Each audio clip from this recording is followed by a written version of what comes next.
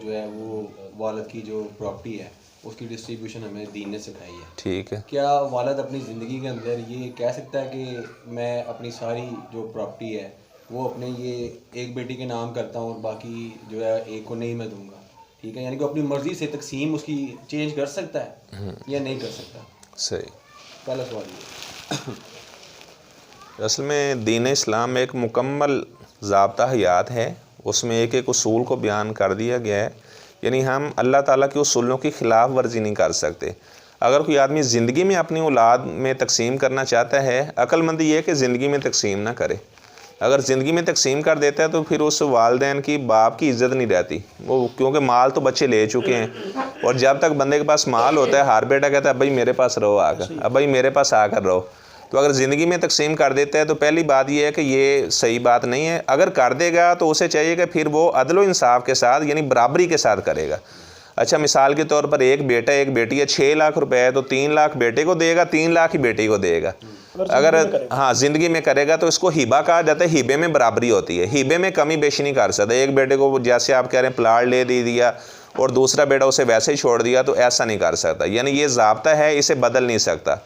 अच्छा, हत्ता कि इमाम तिरमिज़ी रहमहुल्लाह ने लिखा है अगर कोई आदमी अपने बेटे को बोसा देता है ना प्यार से, तो अपनी बेटी को भी उसे चाहिए बोसा दे। अगर वो उसे बोसा ना देगा तो उसको ये भी जुल्म समझा जाएगा। यानी इस्लाम ने इतना अदल इंसाफ हमें सिखाया है, यानी इसमें हम अपनी तरफ से चेंजिंग नहीं कर सकते कि अगर हम एक को दे देते हैं और जिस तरह अखबारों में लिख देते नहीं फ़लाँ को मैं आग कर रहा हूँ अपनी जायदाद से, इसके लेन देन का मामला मुझसे ख़त्म है, तो इस तरह शरई तौर पर यह काम दुरुस्त नहीं है। किसी को इस तरह हम अपनी जायदाद से आकनामा उसके नाम नहीं लिख सकते, नहीं कर सकते। नहीं, वो एक हदीस है ना, एक सहाबा है जिन्होंने कहा जी मैं अपना वसीयत करना चाहता हूँ, किसी के नाम कोई चीज़ देना चाहता हूँ, तो आपने कहा तीसरा हिस्से तक लास्ट तक आया ना।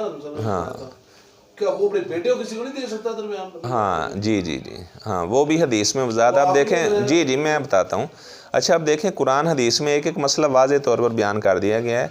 अब अगर कोई आदमी अपने माल को मसलन वो वसीयत करना चाहता है, अच्छा अल्लाह ताला फरमाते हैं अगर आपके पास माल है फ़मन तारका खैरनिल वसिया, यानी इज़ा हाज़रा आहदकुमुल मौत, अगर तुम में से किसी एक को मौत आने लगे तो अगर उसके पास माल है तो अपने माल में वसीयत कर जाए।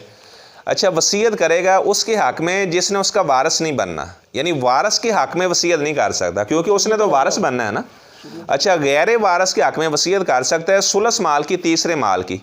मिसाल के तौर पर उसके पास 1 लाख रुपए है तो 33,000 रुपये की वसीयत कर सकता है वो, कि वो जनाब यानी बेटे के हक़ में नहीं, यानी जिसने वारिस बनना उसके अलावा किसी के अलावा, ठीक है। अगर वो इससे भी यानी सुलस माल से भी कम की वसीयत करे, रुबो की वसीयत करे तो ये ज़्यादा बेहतर है, यानी तीसरे हिस्से की वसीयत कर सकता है। अच्छा, ऐसे ही जो यतीम पोता है वो अपने दादे का वारिस नहीं बनता, दादा मार जाएगा यतीम पोता उसका वारिस नहीं बनेगा। अब दादा अक्लमंदी करे अपने यतीम पोते के बारे में वसीयत कर दे तीसरे हिस्से माल की, ठीक है ना, क्योंकि वो उसका वारिस नहीं है। वारिस के हक़ में आप सल्लल्लाहु अलैहि वसल्लम ने फरमाया अल्लाह ताला ने हर सहबे यानी आता कुल्ला जी हक़िन हक़, हर हक़ वाले को अल्लाह ताला ने उसका हक़ दे दिया है। फ़ला वसीयत अली वारिसिन, वारिस के हक़ में वसीयत नहीं है, यानी वारिस के अलावा आप वसीयत कर सकते हैं। जी अच्छा, इसी को मैं कंटिन्यू करूँगा सवाल को ही।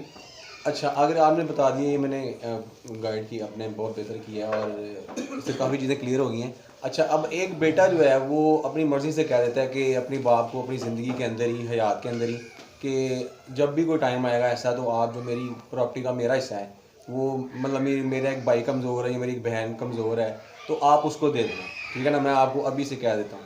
तो उस सिनेरियो में क्या ये बाप ऐसा कर सकता है? नहीं, उसमें यह है कि बाप अभी जिंदा है। हाँ जी, बाप भी जिंदा है, बेटा भी जिंदा है जिसने कह दिया है, ठीक है ना, कि आप मतलब मेरा हिस्सा दूसरे मेरी बहन को दे देना, मेरे भाई को दे देना। नहीं, कब दे देना?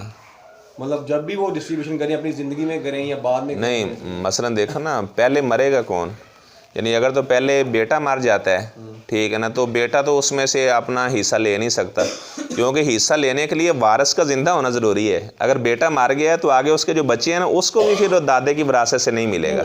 अच्छा, हाँ, ज़िंदा होना, वारिस का ज़िंदा होना ज़रूरी है।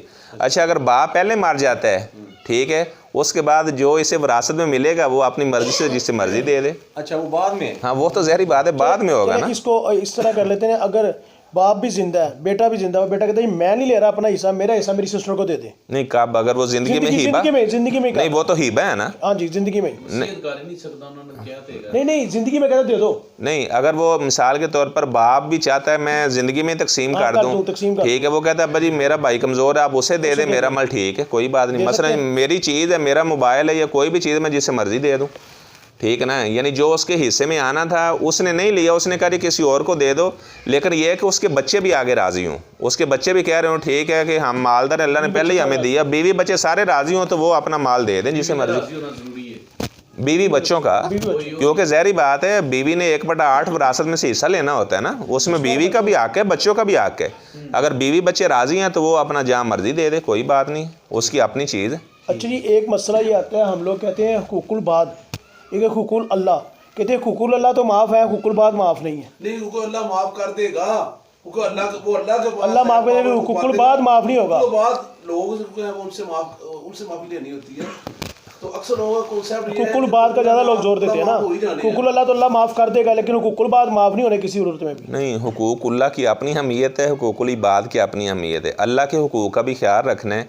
आप सल्लल्लाहु अलैहि वसल्लम ने, अब्दुल्ला बिन अब्बास कहते हैं मैं सवारी की ओर बैठा हुआ था, आपने फरमाया बेटा अब्दुल्ला आप अल्लाह के हुकूक का ख्याल रखना, आप अल्लाह ताला आपकी हिफाजत करेगा, फिर जब भी आप अल्लाह ताला से मदद मांगेंगे अल्लाह ताला आपकी मदद करेगा। आपने अल्लाह के हुकूक का ख्याल रखना है। अल्लाह के हुकूक क्या है कि हमने शिरक नहीं करना अल्लाह की ज़ात सिफ़ात में।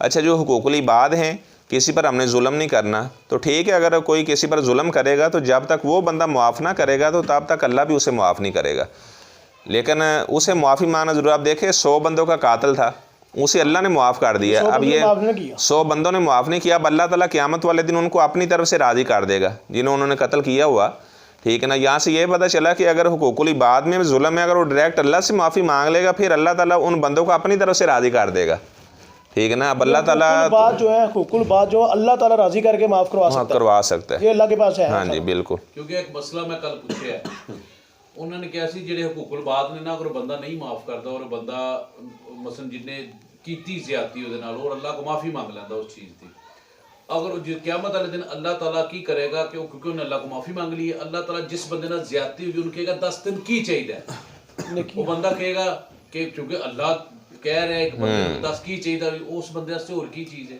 और फिर अल्लाह ताला कहेगा या अल्लाह मुझे जन्नत दे दे या जो भी जरूरत होएगी, अल्लाह ताला उसके बदले में वो चीज़। हाँ ठीक है, ठीक है, यानी अल्लाह ताला उसे राज़ी कर देगा। कोई मसला कल पूछा अल्लाह ताला, मैं कहा एक बंदा नमाजी है, 5 टाइम का नमाजी है, परहेजगार है, वो ज्यादती करता है किसी के नाल, और वो बंदा रोंदा है जी, ਉਹਦੇ ਮਰਨ ਤੋਂ ਬਾਅਦ रोंदा जी मेरे नाल ज्यादती हुई, मेरे नाल जुल्म होया ते मैं अल्लाह ताला को ਇਹਦਾ बदला लवांगा, ठीक है, वो माफ नहीं करता, ठीक है, ते मैं वो डायरेक्ट अल्लाह से माफ़ी मांग लेता है तो अल्लाह ताला ठीक है उसे माफ़ कर दे। ਉਹ देखो मोस्टली इस तरह ਹੁੰਦਾ ਬੰਦੇ ज्यादती करके ना ਕਹਿੰਦੇ ਨੇ ਇਹ ਕੋਈ ज्यादती नहीं है, ਬੰਦੇ ਇਹ ਨਹੀਂ ਕਹਿੰਦੇ ਨੇ ਕਈ ਅਕਸਰ ਤੁਸੀਂ ਦੇਖੋਗੇ एक गवर्नमेंट डिपार्टमेंट चले जाओ ਤੁਹਾਡੇ को पैसे लेके कहता कोई नहीं, आते फीस है, वो ज्यादती हो रही ना उस बंदे, रिश्वत है, रिश्वत ज्यादती मजबूर करके जी जी, वो उस चीज की माफी नहीं मांगता अल्लाह को, फिर ਉਹਦਾ इंजाम अल्लाह की करेगा।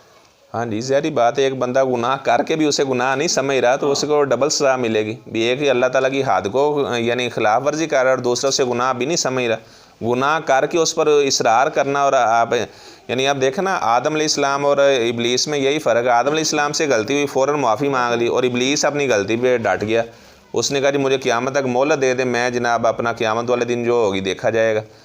तो हदीस है एक, आपने फरमाया साहबा तो मुफलस जानते हो, मुफलस कौन होता है? उन्होंने कहा जी मुफलस जिसके पास पैसे ना हो, गरीब जो होता है वो मुफलस है। फरमाया मेरी उम्मत का मुफलस वो है उसने बड़े अच्छे काम किए होंगे, क़यामत वाले दिन आएगा और लोग खड़े होंगे, किसी को इसने मारा होगा, किसी की जनाब ज़मीन पर कब्ज़ा किया होगा और जनाब किसी को इसने गाली दी होगी, किसी की गीबत की होगी, अब वो कहेंगे या अल्लाह हमने इससे बदला लेना है, तो फिर उसकी नेकियां सारी इनको दे दी जाएंगी और उनके सारे गुनाह इसके ऊपर डाल दिए जाएंगे, हालांकि ज़िंदगी में बड़े अच्छे काम करता रहा, फिर इसे जहन्नम में फेंक दिया जाएगा और उनको जन्नत में अल्लाह ताला दाखिल कर देगा। यानी हुकूकुल इबाद की भी बहुत ज़्यादा अहमियत है, अगर ना चाहते हुए कभी किसी से ज़्यादती हो जाती है तो इसलिए मैंने हदीस सुनाई है ना, आपने फरमाया कि ज़िंदगी में आप उससे माफ़ी मांग लो, अपना मसला हल करवा लो। अच्छा, मैंने बताया था, एक वाक़या सुनाया था, अबू दरदा साहबी ने अपने ऊँट को अपने बेटे को कहा कि मेरा ऊँट लेकर आओ, उसे कहने लगे, ऊँट को कहने लगे कि अल्लाह की रज़ा के लिए मुझे माफ़ कर देना, हो सकता हो कभी मैंने आपको काम आपसे ज़्यादा लिया हो, चारा आपको थोड़ा डाला हो, तो अल्लाह के दरबार में मेरी शिकायतें ना लगाना, जुल्म की शिकायत ना कर देना, और ज़ालिम को तो अल्लाह ताला मुआफ़ ही नहीं करता। अच्छा, हदीस में यह है कि अल्लाह ताला किसी गुनाह पर जल्दी पकड़ नहीं करता, और जो ज़ालिम लोग होते हैं ना, उतनी जल्दी अल्लाह ताला उनके ऊपर वो जुल्म का हिसाब लेता है। ठीक है ना, किसी पर भी जुल्म करना ये बिल्कुल हराम है। अच्छा, जंगे बदर के अंदर जो फरिश्ते आए थे, मैं पहले भी मैं तक पूछा था मसला जी, पुछिਆ ਸੀ। वो कहते ने जी वो फरिश्ते ਜਿਹੜੇ ਨੇ ਨਾ ਅੱਜ ਵੀ ਜ਼ਮੀਨ ਦੇ ਉੱਤੇ ਨੇ, ਉਹ ਵਾਪਸ ਨਹੀਂ ਗਏ ਜਿਨ੍ਹਾਂ ਨੇ ਜੰਗ ਲੜੀ ਕਾਫਰਾਂ ਦੇ ਖਿਲਾਫ, ਕਿਉਂਕਿ ਉਹ ਕਾਰੀਆਂ ਨੇ ਉਹਨਾਂ ਦਾ ਮੈਸੇਜ, ਉਹ ਵੀ ਆਪਣਾ ਜਮਾਤ ਦੇ ਨੇ, ਉਹ ਮੈਸੇਜ ਉਹਨਾਂ ਨੇ ਕਿਹਾ ਜੀ ਉਹ ਜ਼ਮੀਨ ਦੇ ਉੱਤੇ ਨੇ। ਤੇ ਮੈਂ ਪਹਿਲੇ ਵੀ ਤੁਹਾਨੂੰ ਸ਼ਾਇਦ ਪੁੱਛਿਆ ਸੀ। पूछा हुआ है अच्छा, ਅੱਛਾ, इब्तिसाम साहब ਇਹ ਜਰਾ ਮੈਨੂੰ ਸ਼ਾਮ ਸਾਹਿਬ ਕੋ ਸ਼ਾਇਦ ਪੁੱਛਿਆ ਨਾ ਫਿਰ इब्तिसाम साहब ਇਹ ਮੈਨੂੰ ਜਰਾ ਦੱਸੋ, ਇਹ ਜਰਾ ਮਸਲਾ ਜਰਾ ਮੈਨੂੰ ਦੱਸੋ ਜਿਹੜੇ जंग बदर में जो फरिश्ते ज़मीन पर उतरे थे जंग के लिए। नहीं, असल में यह है कि जंग बदर में 1000 फरिश्ता अल्लाह ताला ने नाज़िल किया था गज़वा बदर में। ठीक है ना, अल्लाह ताला फरमाते हैं, जब तुम अल्लाह ताला से मदद मांग रहे थे, इस्तगीसूना रब्बकुम फस्तजाब लकुम, अल्लाह ने तुम्हारी दुआ को कबूल किया। अन्नी मुमिद्दुकुम बि अल्फी मिनल मलाइकति मुर्दिफीन के 1000 फरिश्ते के साथ अल्लाह ताला ने तुम्हारी मदद की। अच्छा, ये है कि जिस तरह जो बदर में शरीक होने वाले 313 अफजल हैं, इस तरह जो फरिश्ते बदर में आए थे उन फरिश्तों का भी आसमानों में उसी तरह मकाम ज़्यादा है, जिस तरह बदरी सहाबा का मकाम ज़्यादा है।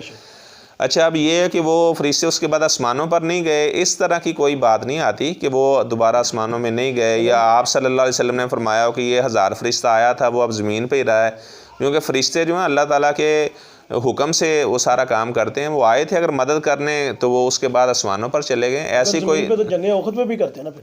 हाँ, फिर बाकी जंगों में भी मदद करते हैं। मसलन अभी जो काफरों से जंगें होती हैं, मुसलमान हार जाते हैं, तो वो जो 1000 फरिश्ता अगर मौजूद है यहाँ पर, तो वो हार जंग में मुसलमानों की मदद करे। मुसलमान तो हारे ही ना कभी, उनको शिकस्त ही नहीं होनी चाहिए। अगली जंगे उखद में नबी करीम सल्लल्लाहु अलैहि वसल्लम मुबारक